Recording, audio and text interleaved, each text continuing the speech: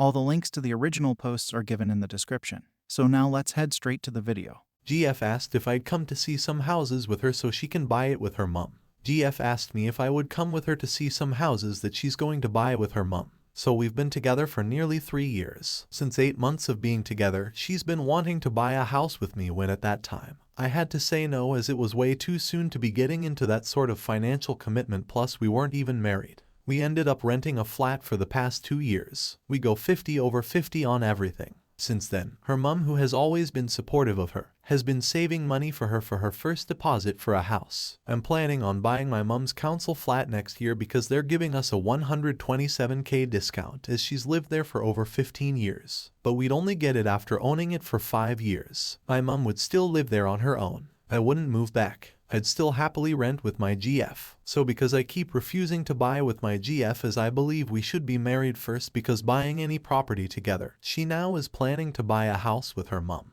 Their idea is they both buy, then let me move in and I pay rent. I don't really like the idea of living in their house, especially with her mum's name on it, as it makes me feel she's in control, and she'll always have a say in anything, and I feel this relationship is between 3 people. Now my GF is asking me if I'll come to see some houses with her. How should I respond to that? As mentioned above, I don't like the idea of moving in to live with her in their house with her mum being in control, etc. Even though her mum is the supportive type and just wants her and us to have a better future. I can't trust her words as I'm cautious that she could just be using me to pay her mortgage and I could get kicked out anytime. Few responses from the community. Response 1. Your GF has been clear on wanting to buy a house since you met her. You weren't ready and that's okay. She still wants to buy a house, and now she has the money. She'd still like to eventually marry you and live with you in the house, so she is kindly asking for your input so that she can get one that suits you as well as her. You are still under no obligation here, and that's okay too. But now you're thinking, whoa, I thought we'd buy a house together and not involve your mum. But that ship has sailed. She waited for you and you weren't ready. You kept putting her off, saying you want to get married first. But you also did not propose marriage. You wanted her to wait. She did not pressure you, but she also did not let you derail her plans to buy a house. And that's okay. Do you have any reason for this fear that her mum would be controlling? Is there history between you? It sounds like you've been planning to buy your mum's flat, but you have not involved your GF in that plan.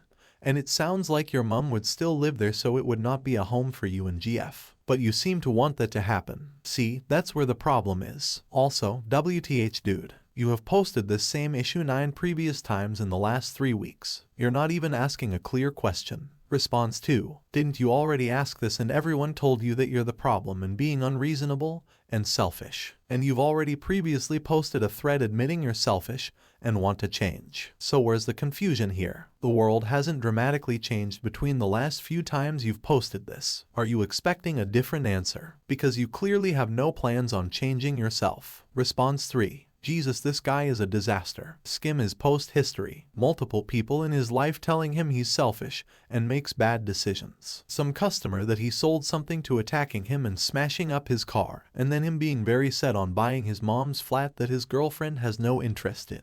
Response 4. You've asked this question no fewer than 14 times. What on earth are you wanting to hear? Seriously, that your girlfriend shouldn't get what she wants in life because one day, in the distant future, you plan to buy your mom's council flat. She doesn't want that. You aren't married. If you don't want to live in her house, tell her now. Then go rent what you can afford, or live with your mom. Whatever you want. But for goodness sake, exactly how many times are you going to post this? Response 5. Okay friend, buckle up and listen closely. I've spent a long time going through your previous posts, and I'm working on some assumptions here, but I'm gonna throw it out there because if I'm right, and I hope I am, I think you'll be receptive to it. Firstly, your upbringing wasn't just a bit strict. It was abusive. You have very little in the way of understanding yourself, and you seem to have good people around you in the form of your girlfriend and her mum. I can tell you love her and want to work on things and change things to ensure this relationship is successful. The first step in doing that is really accepting that your childhood was abusive. This is going to suck hard because you've essentially only very recently disentangled yourself from your abuser. You're going to have to make some serious and difficult decisions. As it stands, you have every potential to make every success with your GF with what seems to be a loving relationship.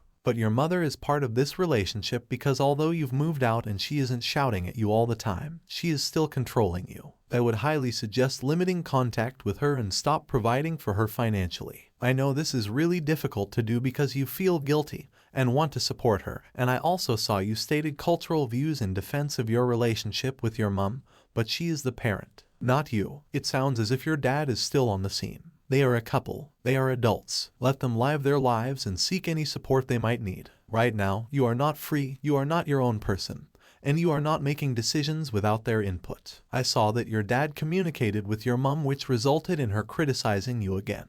If you decide to limit contact with your mom, you need to tell your dad that you don't want certain things shared with her. If he cannot respect that, you will need to limit contact with him too. In an ideal world, you'd feel able to cut them out completely. I don't think you'll be able to right now. I would suggest not sharing any information about your life with your parents. There is a technique called gray rocking. It is where you make yourself as interesting as a gray rock. This vastly reduces the opportunities for her to criticize you. Example, what have you been up to? Just working, tidying, etc. rather than telling her about events and holidays. Don't tell her about what you spend your money on. Don't tell her your future plans with your girlfriend. Tell her after they've happened. With a mother like this, she will only ever find flaws. She will always find something to put you down over. Your girlfriend suffers from stress and you wonder if your relationship contributes towards it. I'm sorry, but a little bit of it is. It is extremely concerning when somebody you love still wants to support their abuser. It's understandable, but it's difficult. Your girlfriend is worried about you and she seems to be supporting you lots. But you must understand, she cannot wait around forever for you to extricate yourself from your abuser. That's not her role. Please take this chance at happiness and peace. This is the biggest step.